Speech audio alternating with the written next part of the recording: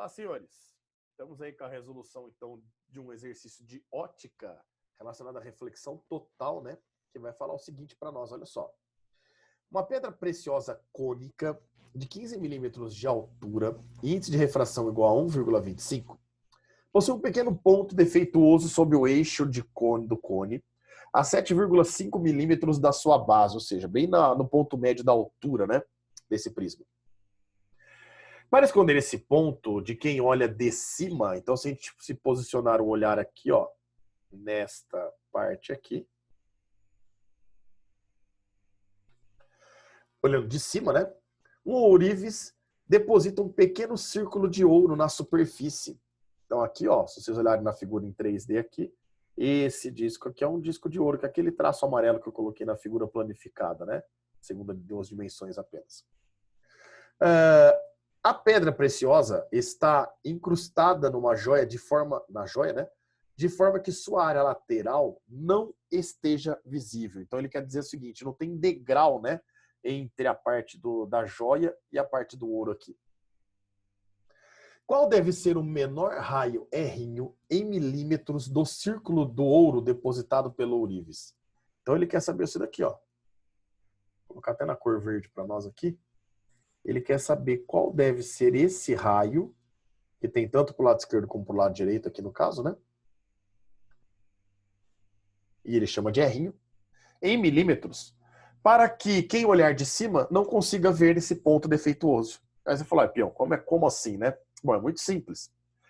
Esse raio de luz que sai do nosso ponto defeituoso, olha só, sai um raio de luz do ponto defeituoso e a hora que ele bate aqui, ele não consegue sair porque o ouro é opaco, né? Não deixa a luz passar. Nesse ponto também não. Nesse ponto também não. Tá percebendo que o raio tá ficando mais inclinado? Ó, tá aumentando o ângulo dele em relação ao que seria uma normal? Até que ele chega nesse ponto aqui, ó, onde o ouro acabou, ele consegue sair. Nessa, ele conseguiria sair. Nessa posição, eu vou marcar uma normal para nós. Lembra que a nossa normal é a nossa referência aqui? E eu percebo que, em relação à normal, existe um ângulo desse raio vermelho, ó, que é o ângulo incidente. Afinal, esse raio incidiu na superfície que separa os dois meios, a joia do ar para nós. Bom, para esse raio não chegar até os olhos de um observador aí do lado de fora, senhores, para ele não chegar até os olhos do observador, é porque esse raio, na posição que ele chega, ele tem que, pelo menos, se ele refratar de forma rasante a nossa superfície. Isso significa que qualquer outro raio que incidir num outro ponto aqui, ó, eu vou desenhar e depois vou apagar, um raio que saia mais inclinado, aumenta o ângulo de inclinação, não aumenta? E esse ângulo fica maior que um ângulo que nós chamamos de limite, e aí ele sofre reflexão total. Pode até ser que ele saia pela lateral da joia, mas o cara garantiu para nós, alguém vendo de cima, né? Então percebam que esse ângulo I, ele na referência para nós, ele pode ser considerado o nosso ângulo limite. Certo ou não? Porque se entrar com esse ângulo I, o raio sai rasante. Pior, mas se ele sair rasante, o raio saiu. Saiu.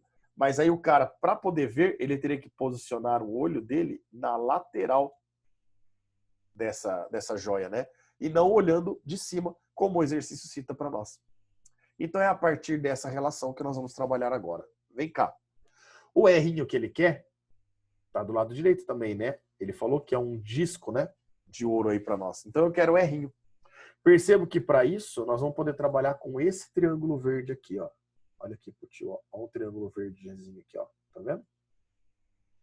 Esse triângulo verde, onde eu sei que esse ângulo vale 90 graus e eu conheço esse ângulo interno aqui.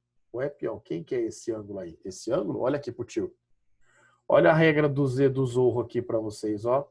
Retas paralelas, cortadas pela mesma transversal. Estão enxergando um Z deitado ali? Z do Zorro, ângulos alternos internos. Então eu posso garantir que esse ângulo de dentro aqui, ó, é o mesmo lá de fora. É o nosso ângulo I. Com esse triângulo, nós vamos poder trabalhar da seguinte forma, olha só. O seno do limite. Então vamos calcular o seno do limite. Vamos lembrar como é que a gente calcula o seno do limite? É o n menor dividido pelo n maior para nós. O n menor seria o n do ar, né? Que vale 1. E o n maior seria o n do vidro, do material da pedra, que ele deu no texto, que vale 1,25. 1 dividido por 1,25, senhores, seria 5 sobre 4, que é 4/5, daria a mesma coisa que 0,8. Fechou? Então nós sabemos que o seno de L, ou o seno de I, né, já que o I é igual ao L, vale 0,8. Ah, peão, então agora eu sei que a altura desse triângulo aqui vale 7,5 milímetros. Eu sei que o R é o que eu quero. E eu tenho seno. Seno é cateto oposto sobre hipotenusa. E nós só temos o cateto oposto e o cateto adjacente, né? Ah, então faz tangente. Beleza, tangente, eu não tenho a tangente, mas eu sei que tangente é seno sobre cosseno. Mas eu não tenho o valor do cosseno. Então, a partir de agora, percebo que vocês têm dois caminhos para seguir. Os dois, dá um pouquinho de trabalho matemático, os dois vão dar certo. Um caminho seria, calcula a hipotenusa desse triângulo. Você sabe fazer, é um Pitágoras. A hipotenusa ao quadrado vai ser o R ao quadrado mais o 7,5 ao quadrado. Pronto. Você tem hipotenusa, faz seno, é cateto oposto sobre hipotenusa e você vai descobrir teu R. O outro é o jeito que eu vou fazer.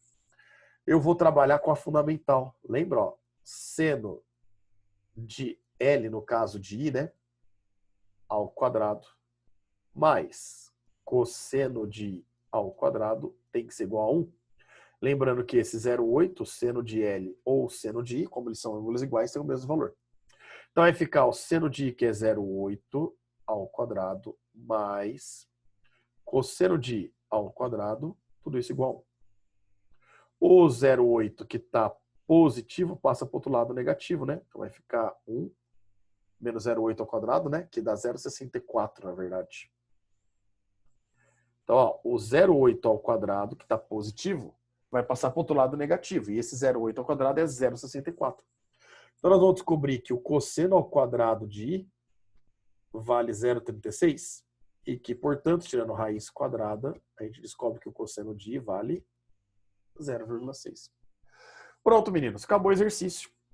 Agora a gente vai poder fazer, ó, tangente do ângulo I é o cateto oposto, que é o R, sobre o cateto adjacente, que é o 7,5. Mas eu não tenho a tangente de I, mas nós sabemos que tangente é o seno sobre cosseno, igual a R sobre 7,5. O seno de I nós sabemos que vale 0,8. O cosseno de I nós descobrimos, vimos que vale 0,6. O R é o que nós queremos, dividido pelo 7,5. 0,8 e 0,6 dá para dividir por 0,2, né? 0,8 por 0,2 dá 4. E 0,6 por 0,2 dá 3. Aí o 7,5 passa multiplicando, já vou pôr a resposta para nós, pode ser? 7,5 passa multiplicando, 7,5 por 3 daria 2,5, 2,5 vezes 4. A gente descobre que o raio desse disco de ouro tem que ser de 10 milímetros. Acabou o exercício, meninos. Achamos o que nós queríamos. Bom, eu peguei esse exercício de esse primeiro para mostrar esse tipo de exercício, porque nos últimos 5 anos apareceram 2 vezes já nos vestibulares, tá? Parecido com esse. Mas principalmente para mostrar uma coisa para vocês. Se é prova teste, for aberta, obviamente vocês também podem fazer isso. Mas olha como dá para resolver rápido essa questão. Você faz a conta. E essa conta é inevitável, né? É o seno de L. A partir dos dados que ele fornece para nós, ó, a gente consegue descobrir que o seno do I vale 0,8. Meninos, se o seno é 0,8, automático, o cosseno é 0,6 e vice-versa. Mais um detalhe. Lembrar que seno 0,6, cosseno 0,8, ou seno 0,8, cosseno 0,6, são os ângulos do triângulo pitagórico. Lembra disso? Então aqui eu tenho 90 graus, aqui eu tenho o meu ângulo I, e aí eu sei que se aparecer o 0,8 ou 0,6 para eles, é do triângulo pitagórico. Lembrar que toda vez que o seno de I for o maior valor, o 0,8, é porque o I está oposto ao maior cateto, que é o 4. Se fosse seno 0,6, aí ele estaria oposto ao menor cateto, aqui seria 3. Bom, isso aqui é 4, aqui é 3 e aqui é 5. Olha que bonitinho. De 3 para 7,5, eu não tive que multiplicar por 2,5? Então, 4 vezes 2,5, quanto que dá esse raio que nós estamos querendo aqui? 10 milímetros. Acabou o exercício. Aí você não precisa nem fazer conta, nem trabalhar fazendo um Pitágoras, se você quiser seguir pelo outro caminho aí. Beleza? Recomendo vocês que vocês tentem fazer o exercício pelo Pitágoras, tá? Tenta brincar com esse exercício, aí faz lá seno de L, seno de I, o cateto oposto sobre hipotenusa e ver o que vai acontecer na matemática, para você poder identificar qual caminho é mais fácil para você matematicamente. Fechou, meninos? Grande abraço a todos.